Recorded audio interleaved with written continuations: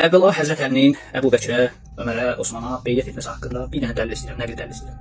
Çünki biz bilirik ki, məsələn, İbn Teymiyyə Məcmuətul Fətəvə kitabında qeyd edir ki, Peyğəmbərdən sonra Əli 3 dənə döyüşdə iştirak edib. Hansı döyüşdə iştirak edib?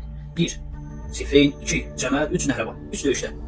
Əli əleyhissalam heç bir sahabənin dövründə nə rəsmi bir vəzifədə olub, nə də ki, hər hansı bir döyüşə qatılmayıb. Beyət buna deyirsən sən.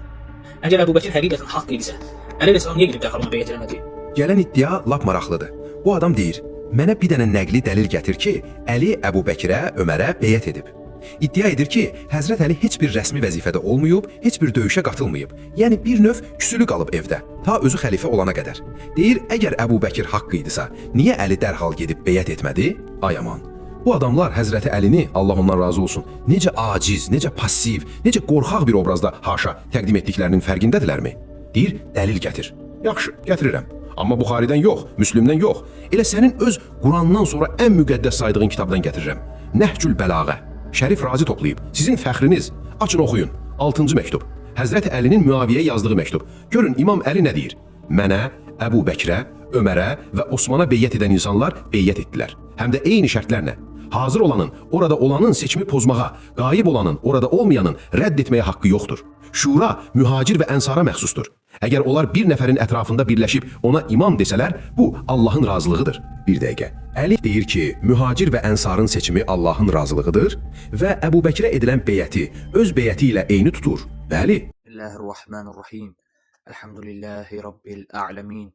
Və salatu və selamu ala əşraful ənbiyayı vəl mursalin. Və la'nu daimu ala adaihim əcməin. Alparslan deyə miskin bir vəhabi yenə də öz cəhalətini isbat edərək güya ki bizə bir rəddiyə vermişdir.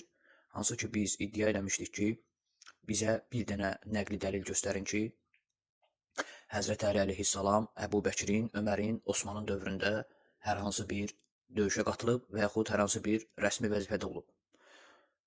İnsan bizə Nəhcül Bəlağənin 6-cı xütbəsindən dəlil gətirərək iddia edir ki, bu xütbə açıq-aşkar bir dəlildir. Halbuki bu xütbədə bunun heç bir dəlili yoxdur, əksinə bu xütbə bizim dəlilimizdir. Və üstəlik də bir cümlə işlədir orada ki, bəs Qurandan sonra ən mötəbər kitabımız. Bu tamamilə batil bir cümlədir. Hansı ki, bunların elm tələbələrindən biri olan başına aşıq papağı qoyub, xurmadan, şirniyyətdən yeyib, ağzına gələn danışan şeyxlərdən birinə bu barədə bir cavab vermişdik. Hansı ki, o da bu cəhalətə baş vurmuşdu. Deməli, Nəhcül Bəlağənin 6-cı xütbəsində deyir ki, Bismillahirrahmanirrahim, əmmə bə'd, mənimlə Mədinədə beyət edilməsi Şamda olduğun halda səni də buna, yəni Həzrət Əli deyir bunu, Həzrət Əli Muaviyyəyə məktub yazır.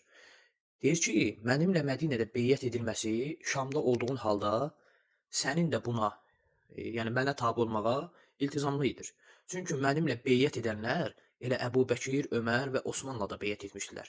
Həzrət Əli burada nə deyir? Həzrət Əli deyir ki, o kəslər ki, mənlə beyət ediblər, onlar Əbu Bəkir, Ömər, Osmana da beyət ediblər. Necə ki, Əbu Bəkirə, Ömərə, Osmana beyət eləyənlərə qoşulub, sən də Əbu Bəkirə, Ömərə, Osmana beyət eləmsən, ey Muaviyyə ibn Əbu Sufyan, lənətullah əleyh, ey Alparslanın imamı. Necə ki, sən onlara qoşulub bu üç xəlifəyə beyət eləmsən, yenə də onlara qoşul gəl mənə beyət elə. Ki, Əli əleyhissalam burada Muaviyyəyə bu xəbərdarlığı edir. Və daha sonra deyir ki, həmin qərarla ki, onlara beyət etmişdilər, deyir. Hansı ki, şura yığılıb xəlifə seçmişdilər. Belə isə şahidin seçmə haqqı və qaibin məzəmmət etmə haqqı yoxdur. Çünki bu, Əbu Bəkir, Ömər və Osmanın qaydası idi. Necə ki, sən o qaydalara tabi olmuşdun, yenə o qaydalara tabi ol, gəl bizə neynə, gəl bizə beyət elə. Və çünki yalnız belədir ki, şura mühacir və ənsarın haqqıdır. Ki, bu da Əbu Bəkir, Ömər və Osmanın qaydası idi. Necə ki, ey Muaviyyə, sən o qaydalara tabi olmuşdun, yenə də bu qaydalara tabi olaraq gəl mənə beyət elə. Əgər onlar bir nəfərə ittifaq etsələr və onu imam adlandırsalar, bu Allahın bəyəndiyi bir işdir. Bu, artıq burada bu məsələni dəlil gətirir. Bu məsələni Əli əleyhissalam bu üç nəfərin qoyduğu qanun kimi ilətir Muaviyyəyə. Lənətullah əleyhə. Yoxsa bu Əli əleyhissalamın etiqadı görüşü deyildir. Ey cahil, sən bunu səhv başa düşmüsən. Əgər bir kəs eyb axtarmaqla, yaxud üz çevirməklə onların cərgəsindən çıxsa, onu çıxdığı şeyə yenidən qaytararlar. Əgər imtina edərsə, möminlərin yolundan başqasına tabi olduğuna görə bununla müharibə apararlar. İndi biz sənə sual veririk.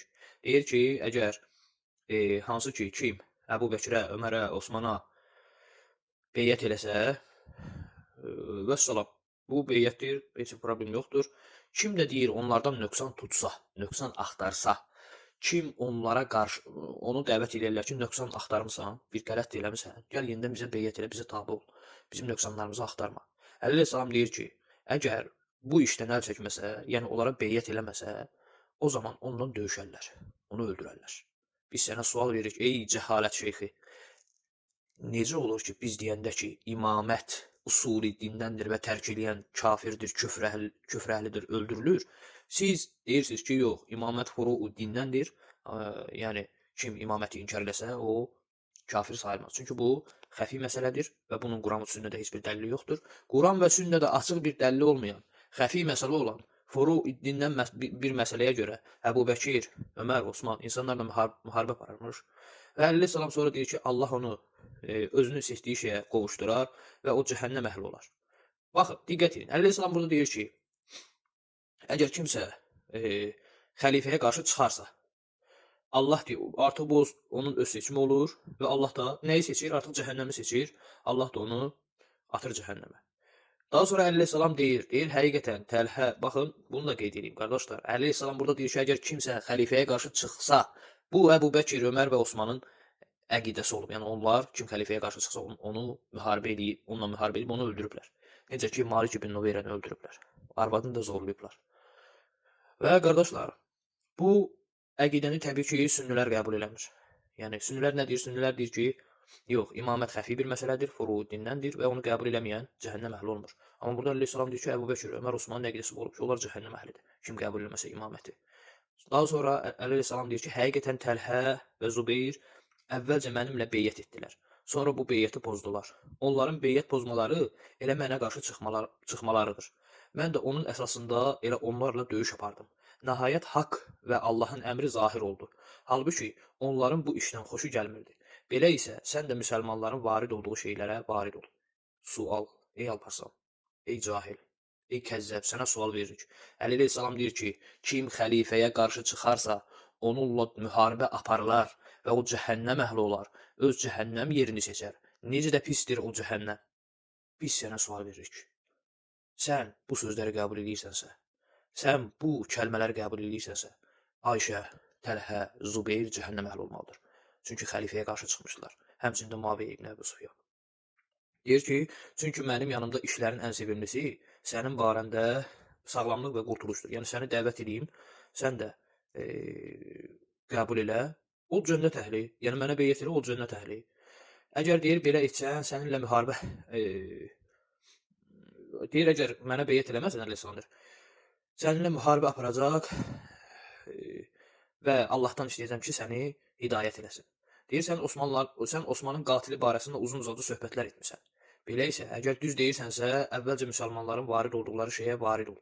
Əleyhissalam deyir, əgər sən doğrususansa, gəl birinci xəlifəyə beyyət elə, mənə beyyət elə, ondan sonra deyir, onların şikayətini mənim yanıma gətir ki, səni və onları Allahın kitabının hökmünə vadar edəm. Yəni, burada Muaviyə və onun tərəfdarları Osman bəhanəsi ilə Həzrət Əleyhissalama beyyət eləmir, Həzrət Əleyhissalam da onları beyyətə çağırır və deyir ki, şikayətlərinizi gəlin mənə deyin, mən də Allahın kitabına uyğun hökm verim, sizi bu hökmə vadar edeyim. Amma sənin istədiyin məsələyə gəldikdə isə, bu uşağın süd verilməklə aldadılmasına oxşayır. Öz canıma and olsun, əgər həva, həvəs gözü ilə deyil, əql gözü ilə nəzər etsən, Osmanın qanı barədə mənim Qureyşin ən pak adamı olduğumu bilərsən. Bil ki, sən tülaqadansan. Ey Alparslan, ey Alparslan. Əleyhissalam, dilbə qurban olum, ya Əli. Deyir ki, Əleyhissalam, ey Muaviyə, bil ki, sən tülaqadansan və azad edilmişlərdənsən. O kəslərdənsən ki, xilafət onlara rəva deyildir və şura onların halına şamil olmaz. İndi Cərir İbn Abdullahı möminlər və mühacirlərdən olan bu şəxsi sənə və sənin ətrafındakılara tərəf göndərirəm. Belə isə beyyət et, Allahın qüvvəsindən başqa heç bir qüvvə yoxdur. Əleyhissalam deyir burada. Yəni bu sənin əqidəvi darmadağın edir, alt-üst edir. Əleyhissalam burada çox mükəmməl dəlillər gətirir. Biz sənə sual veririk. Sən ki bu dəlili bizə gətirdin, biz sənə sual veririk. Əleyhissalam necə ki sual verib. Necə oldu ki, Muaviyə Əbu Bəkirə, Osmana, Ömərə beyyət eləyənlərə qoşulub 3 xəlifəyə beyyət elədi. Amma necə oldu ki, eyni insanlara qoşulub gəlib Əli əleyhissalama beyət eləmədi. Niyə? Səbəb. İkinci məsələ. Əli əleyhissalam deyir ki, əgər kim xəlifəyə qarşı çıxarsa, öz yolunu seçib cəhənnəmə vasil olar. Biz sənə sual veririk. Ayşə, Təlhə, Zubeyr haqqında Əli əleyhissalam bu sözünü hakim götürərək Ayşə, Təlhə, Zubeyr haqqında cəhənnəm hökmünü verirsənmi? Ey cahil, ey kəzzəb. Belə qardaşlar, Allah həmd olsun. Necə ki Allah subhanahu və taala batili öz dili ilə ifşa eləyir. Vəssalamu aleykum və rəhmətullahi və bərəkatuhu.